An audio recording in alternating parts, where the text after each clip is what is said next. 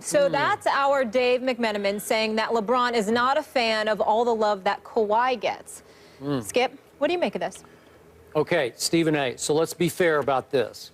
It's not that LeBron has said anything negative about Kawhi Leonard. It's, according to Dave McMenamin, our reporter, that LeBron just won't comment on Kawhi. That's the way I'm taking this, if I'm reading it correctly. It's not so much that, to use the old expression, LeBron is damning with faint praise. He just won't give him any praise. And we know that LeBron can be the ultimate diplomat, ambassador for the game of basketball. And usually when he's asked about an opponent, he'll have something to say, often something nice to say about his opponents. So that's the perspective we're talking about. Now let's talk about what happened the 2 times they faced in the finals. To me, the first one obviously was saved. LeBron's legacy was saved by the Ray Allen 3 from the corner in Game 6 that forced overtime, which the Heat won and then won Game 7. LeBron was big in Game 7. LeBron would have been the GOAT of Game 6, and I don't mean the greatest of all times. I mean the literal GOAT. If the Spurs had closed that deal, seems like we're always talking about the Spurs can't close the deal, but if they had closed that deal, I think Kawhi might have been the MVP of that series. He would have at least have been a prime candidate to be MVP of that series. The next time, 2 years later, 2014, he was, I'm sorry, 2016, I'm losing track, 2014, yeah, he was the MVP of the next time they met when the Spurs won in 5 games. So that's 2 times against LeBron that Kawhi could have been the MVP, and he was 1 time. I think that Kawhi does the best job of anybody I have seen on LeBron. I think he's LeBron's toughest matchup. Nobody can stop LeBron, but I think Kawhi bothers LeBron as much as any defender in basketball because of Kawhi's height, length, strength, quickness, leaping ability, anticipation. He's all over LeBron. LeBron's going to get his numbers, but he's going to have to really work hard for his numbers. Now, to LeBron's point, if there's any negativity, if there's any, what's the best word, resentment of Kawhi's rise towards superstar and the best two-way player in basketball, I get this if LeBron thinks this. LeBron toils under the burden of expectation and pressure that only a superstar can feel, that only for the longest time, LeBron was viewed as the best player in the game. That kind of pressure and expectation. Nobody expects that much even yet from Kawhi Leonard. And to that point, you know how I feel. Too often, Kawhi disappears in big games, in big moments. 0 points in Game 4 of the 4th quarter back in Oklahoma City. Last night, I don't know where he was in the 4th. I don't know if he got taken out of the offense by Tony Parker. But as we talked about earlier, he got up 4 shots in the 4th quarter, made 2 of them, made 1 out of 2 free throws for 5 total points. It wasn't enough.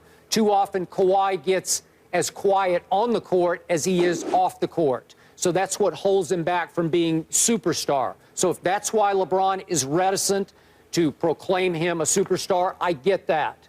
But in the end, I think it sticks in his craw that Kawhi could have been the MVP of those 2 series, and it's more of a finals issue than maybe a Kawhi has arrived issue. Your thoughts?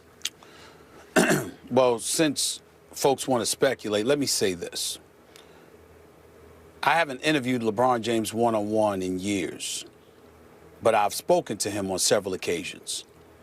At no time has he ever been disrespectful or dismissive of an opponent, particularly one that has a championship pedigree, which obviously Kawhi Leonard has earned. And every star that I've ever spoken to, whether it's Jordan with Joe Dumars or, or somebody else, you usually respect the dude that's a tough competitor, like Kobe gave props to Tony Allen. He didn't just wait until he was retiring to do that. Kobe always recognized the fact that Tony Allen was one tough defender and gave him props where props was due. Stars don't have a problem giving props to individuals who show up and play them tougher because they believe ultimately it makes them better, right? That's number one. Number two, if you're LeBron, you also have to take into account how insulting it is, not just for the point you made about how Kawhi Leonard didn't have that pressure, But what about who Kawhi Leonard is playing with and who Kawhi Leonard was playing for? Now, granted, you look at LeBron having D-Wade and Bosh and all of that stuff. Well, D-Wade wasn't healthy. And as good as Bosh is, he wasn't Tim Duncan. All right, and then when you talk about the combination of Tim Duncan, Manu Ginobili, and Tony Parker, you're talking about a team with significant cohesiveness because they've been playing together for years. And then we all recognize that Greg Popovich is the best coach in the game. And so you've got that guy coaching against LeBron James and coaching his team to collectively defend LeBron James. Now, let's also take into account the fact that Kawhi Leonard essentially ascended, Skip, because even though he played well on both ends of the floor, averaging 17 and 7 with 1.6 steals a game, if I remember correctly, keep in mind that the big moment that arrived for Kawhi was in Game 3 of that finals in 2014, when he dropped 29. After the series was tied 1-1. He dropped 29 in Miami, and he outplayed LeBron James for that game where LeBron just had 22 points, and it was when Popovich was punching him in his chest affectionately, like, way to go, because he had challenged Kawhi Leonard before that to really step up and embrace the challenge of going up against the world's best player at the time. But in that final series, as I look at the numbers here, a series in which Miami lost 4-1 and were outscored by 72 points in the losses. They won their one game by 2. They lost the 4 games by a combined 72 points, which was a 70-point difference you've brought up on many occasions.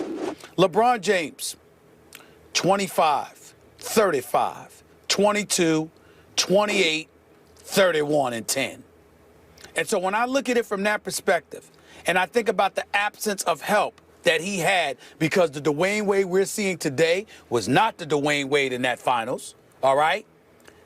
LeBron is sitting back and like, I'm going up against Kawhi Leonard with Tim Duncan before Father Time, with Tony Parker and Manu Ginobili, all right, and Greg Popovich coaching against me. And what I got here, we're the reigning defending champions, but at the same time, they had let go of Mike Miller, the previous summer, if I remember correctly. Still had Ray Allen and stuff like that.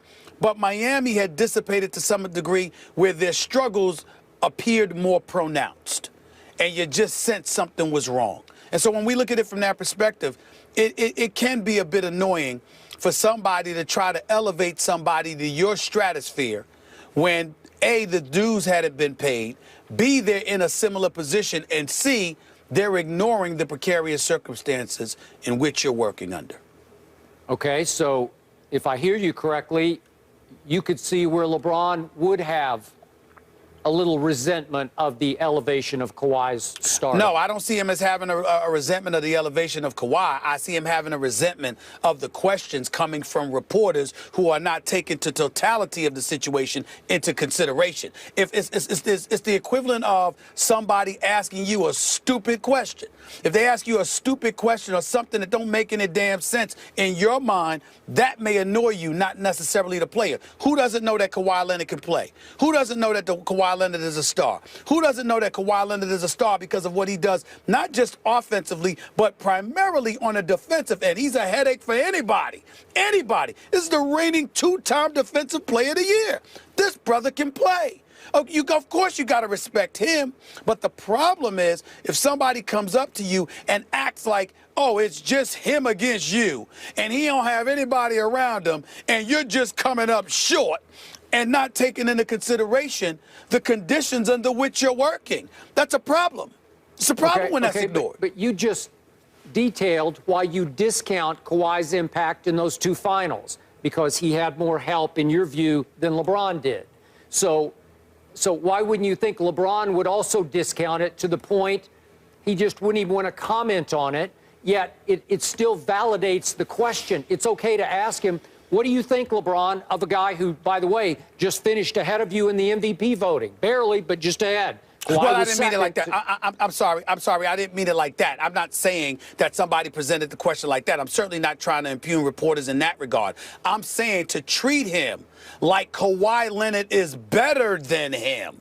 I'm saying you got to take all of those things into consideration. It makes sense this year why Kawhi Leonard would finish ahead of most guys in the MVP voting. It makes sense why somebody would look at Kawhi as a viable and valid adversary of LeBron James. But when you ask the question, you also got to bring to the table why you consider it to be such, and you got to take all conditions into consideration. Okay, you can't just ignore the conditions. But remember, we reacted the next day after on TNT Inside the NBA after one of the Thursday night games.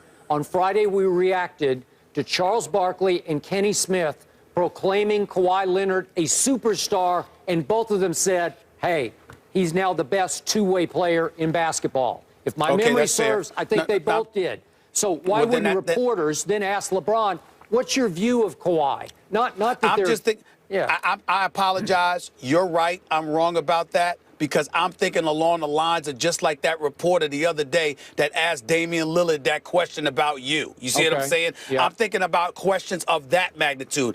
I totally forgot about Barkley and Kenny Smith bringing up the comparisons. And if a reporter rolled up to LeBron and asked it in that fashion, I definitely think it's valid. I'm just thinking of folks going up to a superstar the caliber of a LeBron James and saying something about this guy, trying to antagonize him, when in fact you're not taking all of the challenges into consideration. I look at the conditions under which somebody plays. I covered Allen Iverson, Skip, for 10 years.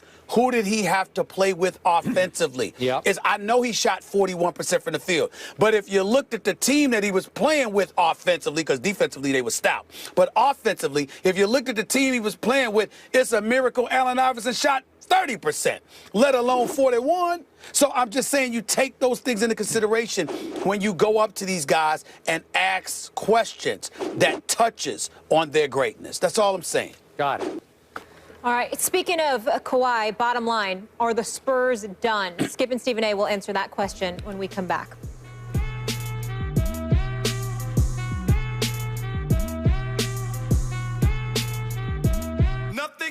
The Heat and Raptors play in a pivotal Game 5 tonight. Series tied at 2 from Toronto. Stephen A, who you got? I'm going with the Heat. Obviously, I picked them to win this series in 6 games. In order to do it, they've got to win the next 2 games because I don't like their chances in a Game 7. So I'm just sticking with my prediction, and I'll be the first to admit that it's a bit emotional because I'd much rather be in South Beach or near South Beach than in Toronto, Canada. I'm sorry, but that's just the way that I feel. Not to take anything away from the great job that Dwayne Casey has done. Kyle Lowry had a big-time game the other night. DeMar DeRozan is not healthy. There's been 3 overtime games in the first 4 games here. Dwayne Wade put his head down and just handled business in Game 4. I just think without, even though Whiteside is out, without Valanciunas, the Heat doesn't have to worry about Toronto's interior game. And as a result, they just need to guard the perimeter. I think as a result, they will win Game 5. They've got to win Game 5 because I don't like their chances in a Game 7. That's why I'm going with them to win the next 2 games, Skip. I am also picking with my heart. I want to see Dwayne versus LeBron in the next round. I can't wait. I don't love this pick, Stephen A, but I'm going to go with Miami to win tonight. Toronto at home is a 4.5-point favorite, but its stars are really slumping. DeRozan was 4 for 17 the other night. Kyle Lowry was 2 for 11, 0 for 6 from 3. It degenerated into Corey Joseph or bust for Toronto. Dwayne Wade was the best player on the court, and I think he'll be again tonight. And I'm with you. This is the game that Miami needs to win to get into the commanding position to get to the next round. All right. Stephen A, by the way, the blue looks very nice on you.